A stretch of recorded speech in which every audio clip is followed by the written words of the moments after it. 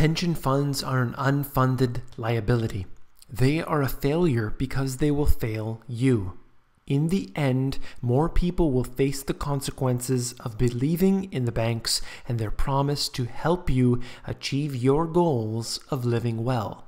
Instead, you came here for the truth, so let me unveil that for you. Today we are going to talk about pension funds. We're going to talk about a few other issues as well. This should be a quick video. Let's get into it right away. This is a Bloomberg article. The long and short of it is this: unfunded pension obligations have risen to $1.9 trillion from $292 billion since 2007.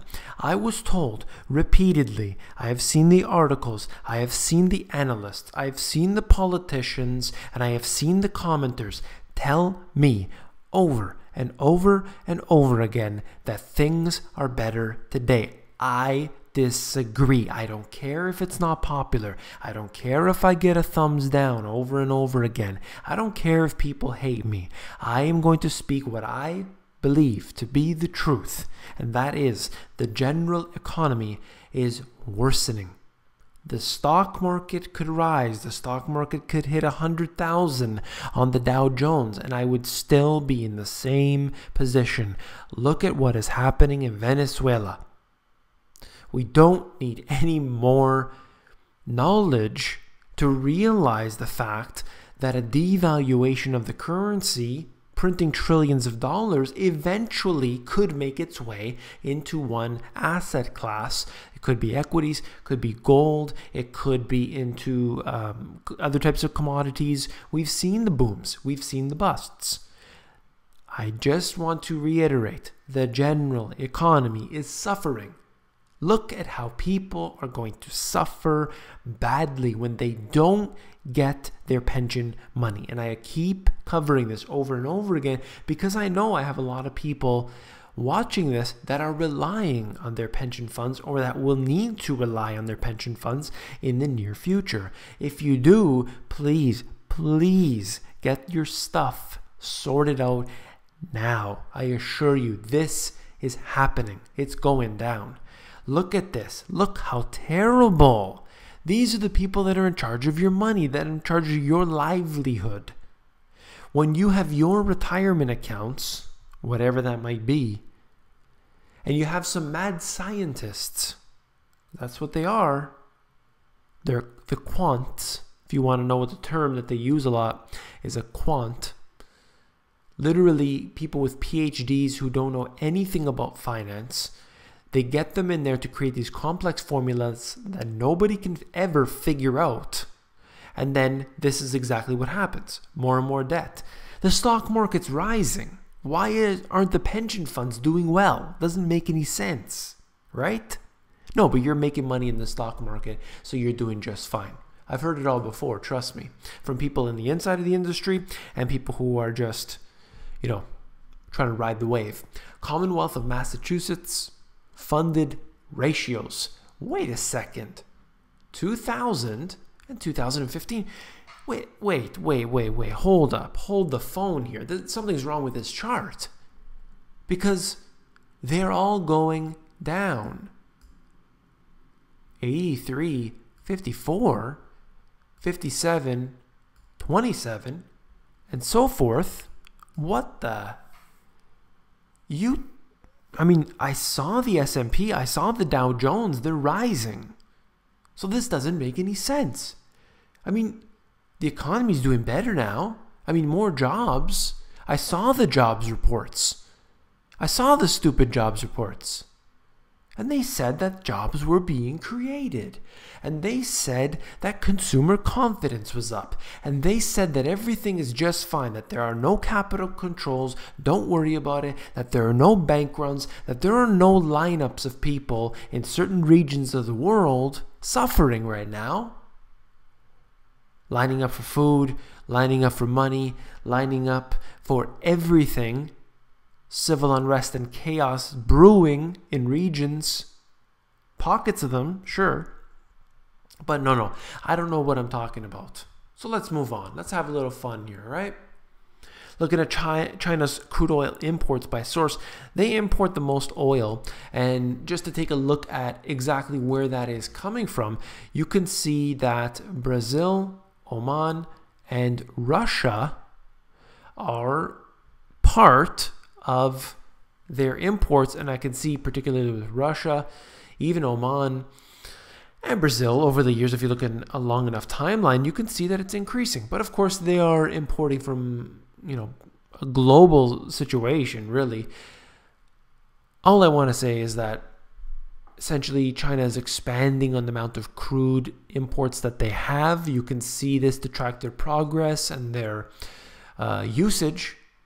But ultimately, even if you just look at the demographics and you look at the what's happening, economically, that individuals moving from the rural areas, moving into the cities, I don't think necessarily the economy is doing that well, but this is the trend regardless. Maybe you want to look over a 20-year period, or you want to look over even more. You can see that that's what's happening, and this is a result of that. So more oil will be needed.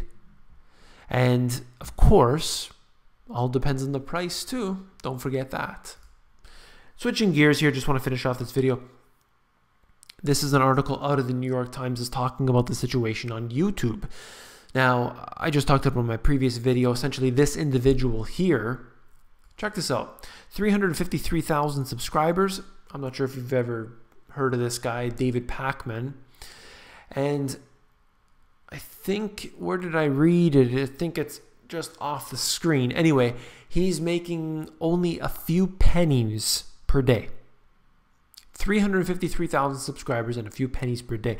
What I would suggest to you is exactly what has happened with TV, what has happened with radio, traditional media, is that we have seen the conglomerates take over, and the news and the information is all really condensed. It's all talking points. It's all garbage.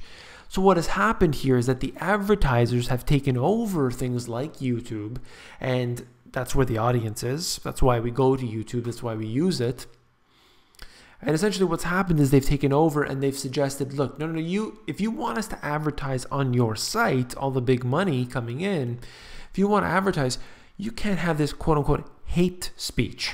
And this is the type of thing that really upsets me, because it's not, I mean, there's definitely some hate speech out there, that's clear, but I can't believe that the algorithms can't pick up on what is being critical, the information from articles, and then comparing that to, some sort of hate video.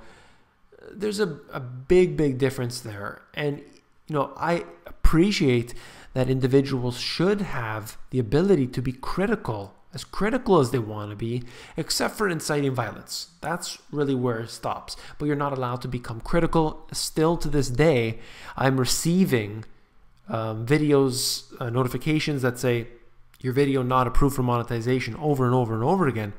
Any mention of war or ISIS or attack, I noticed what it was. I mean, it's the words. You have to be so careful in the words that you use. Simultaneously, you have to make them still attractive for new subscribers to come in. So they're really trying to condense the political talk, and they're trying to get rid of that, the financial talk and everything else. And they're trying to make YouTube about, about silliness, essentially. The former Federal Election Commission chairwoman says that political speech must be controlled on social media. She presented her remarks at a speech calling for regulations against quote-unquote fake news. I do appreciate that, absolutely. We don't want fake news. However, we're all getting lumped into that. Everything is fake news if it goes against the mainstream.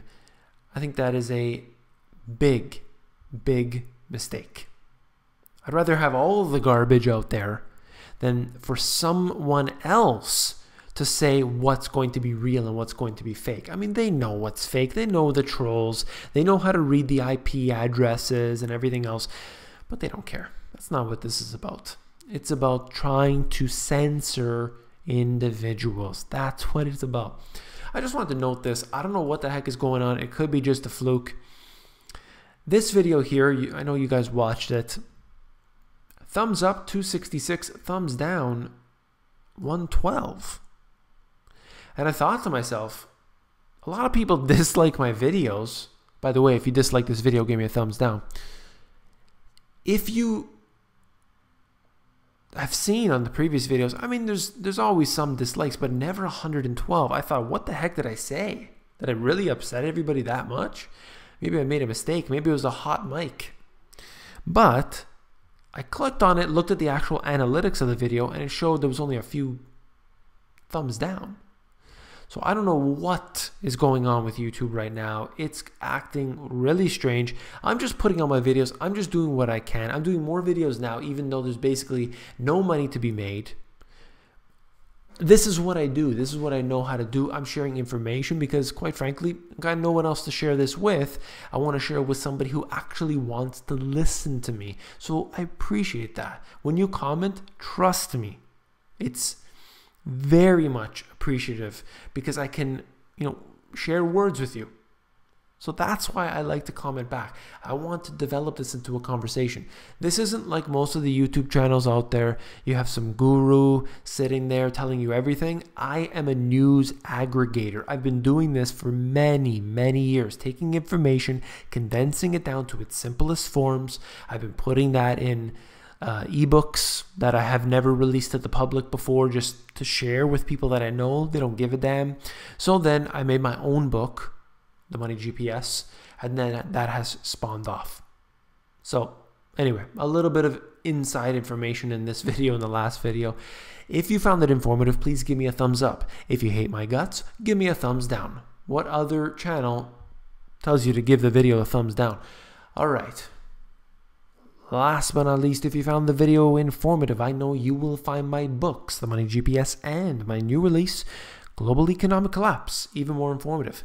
The new book is all about self-sufficiency, reducing your monthly expenses, and what I call the Money GPS strategy. It's a whole system that I have developed between this one and also back into the first one where I have the Money GPS formula. The two together, great synergy. Check them out. Go to Amazon. They have a look inside feature that will allow you to flip through the pages of the books to see if you like them. Take care.